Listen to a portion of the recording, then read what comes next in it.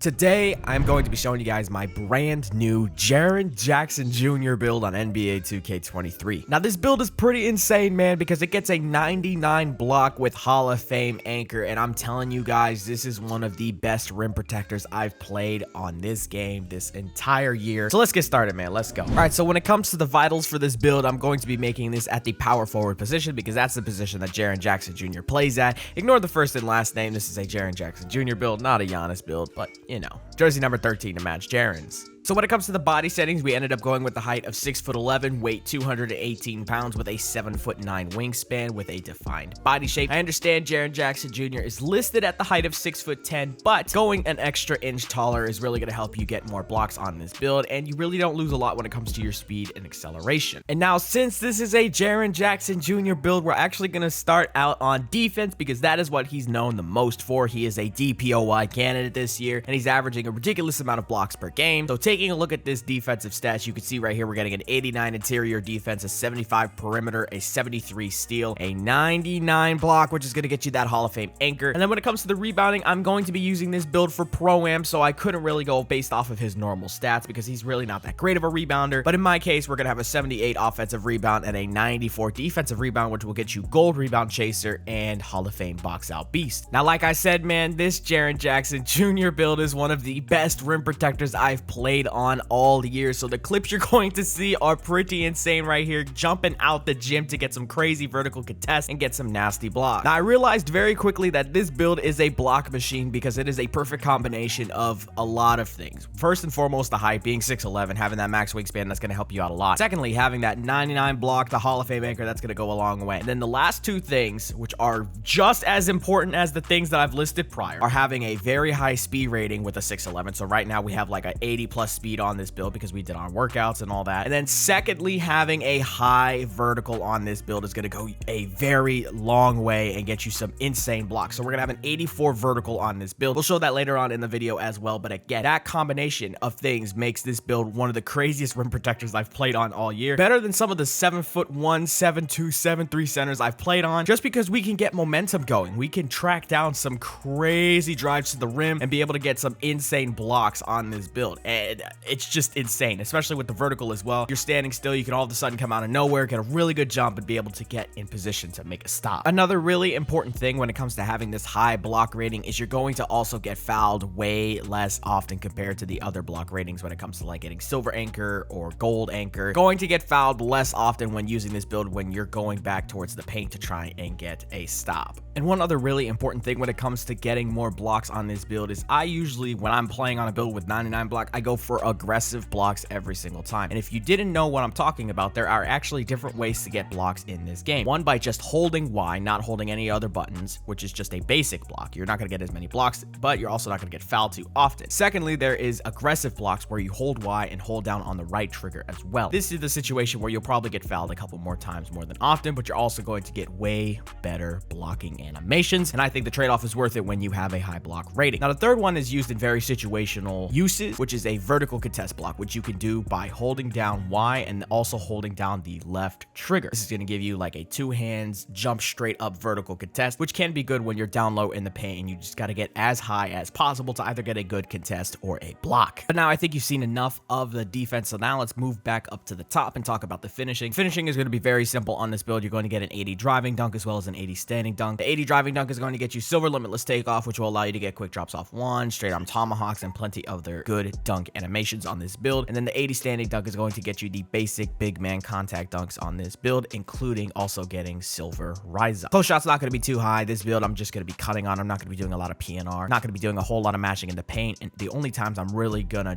dunk when I'm at the rim is when I have an open look. So now let's take a look at some of these finishing highlights very quickly. Again, it's going to be a lot of the simple stuff. We're going to be able to hit our wide open dunks when we're near the rim, and we're going to be able to activate limitless takeoff as well on this build. Right here, this is one of our go-to 2 plays. Again, I'm playing with some friends, some randoms. It's just a very simple, you're the guy inbounding and you immediately cut. That's all it is. It's just a quick give and go. And for some reason, centers just can't guard it for some reason. I don't know. I'm just playing with a couple friends and it's just like some easy stuff that we hit a lot and it works pretty well. But, you know, like I said before, this build is going to be perfectly fine if when it comes to finishing, all you're really doing is just being a cutter on this build. Now, you can take some shots off the dribble like you saw right there. You can move around a little bit on this build, but again, I really think this build is best off ball when it comes to your finishing capabilities. So now we're going to take a look at the shooting really quickly. We're going to get an 82 mid-range as well as an 81 3-point shot, which is going to get you 21 shooting badges on this build. And a couple of the very important things you're going to get is gold claymore, gold catch and shoot, gold corner specialist, and then for my shot creators, you're going to get Hall of Fame midi magician as well as Hall of Fame space creator. You're also going to have access to silver blinders as well as gold green machine on this build, which is going to allow you to be a knockdown shooter and a little bit of a shot creator as well. Now let's take a look at a couple of these highlights very quickly. Again, easy catch and shoots in the corner is going to be no issue on this build, and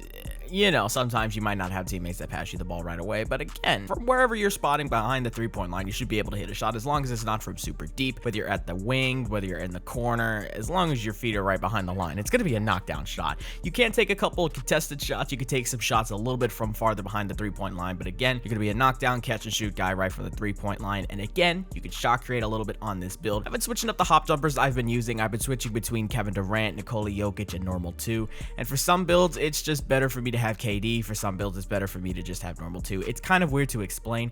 KD in a way is kind of weird to me nowadays because yes, it creates a lot of separation, but it can also drag you into contests that you didn't really mean to take. For example, the hop jumper takes up a lot of space to where if I'm driving and activate the hop jumper out of the corner, it's going to put me on the hash. And if somebody's already on that hash, that hop jumper is now going to get me contested. But with things like normal 2, it doesn't really do that as much. I mean, it's kind of a good example of that right there. I need hop jumpers that I can also take back into the corner, which is another reason why I'm probably not going to run normal 2, because normal 2 doesn't really have a good like snatchback hop jumper, but KD does. But again, the KD animations are very long sometimes, which can cause people to get contests if they've seen the animation before and they know what you're doing, which is why I think I'm going to lean more towards the Nikola Jokic hop jumper because it's quick, can get separation, and has a really good snatchback hop jumper that I could do going back towards the corner. So I don't need the hash to be cleared up when I'm trying to shot create on this build. So now let's take a look at the build fully maxed out. We're actually going to skip over playmaking because I'm pretty sure you guys understand what a 76 pass accuracy looks like on a big man build at this point.